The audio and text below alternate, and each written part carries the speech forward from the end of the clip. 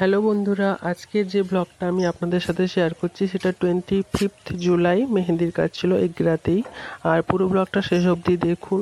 Location ছিল দীনবন্ধুর উল্টো দিকে, জানোয়ারদের ওই দড়ির যে দোকানটা আছে ওনাদের বাড়িতে এনগেজমেন্ট উপলক্ষে। এই যে আমি এখন পৌঁছে গেছি, তখন বাজে 10:44 AM।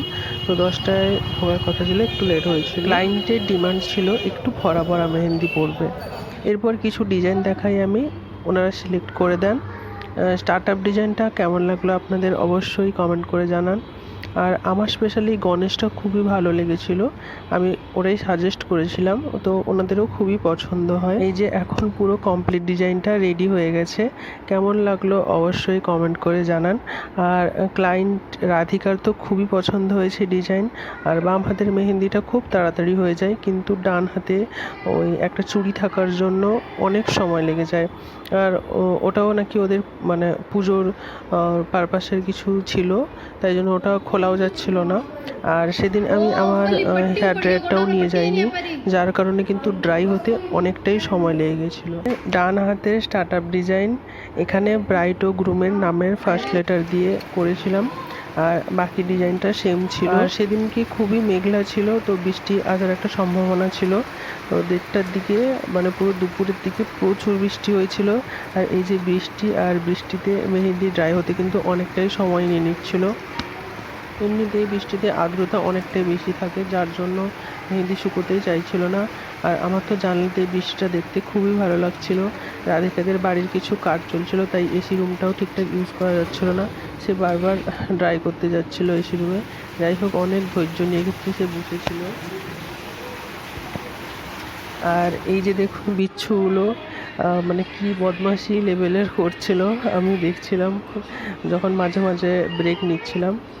আর আমি এখানে কাজ করছি। এখন ফ্রন্ট হাতের ফুল ডিজাইন কমপ্লিট হয়ে গেছে, কেমন লাগলো ফুল ডিজাইনটি অবশ্যই জানাবেন।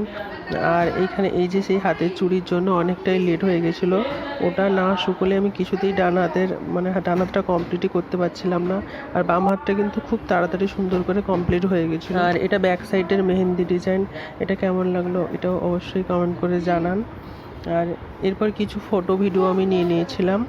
আর দেরি যখন হয়ে গেছিলো, তো কিছু ভালো ক্লিকস নিয়ে নিই এটাই ভাবছিলাম।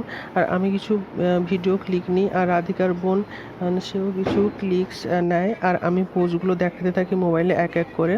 তো এতে সুবিধেও হয়েছিল অনেকটাই ফটোগুলো তুলতে। এবং ওনাদের সবারই কিন্তু খুবই পছন্দ হয়েছিল মেহেন্দিটা, এবং ক্লায়েন্টের রিভিউটা দেখুন দিয়েছে। আর ফুল ব্রাইডাল মেহেন্দিটাও আমি দেখাচ্ছি, কেমন হয়েছে অবশ্যই একটা কমেন্ট করে জানান।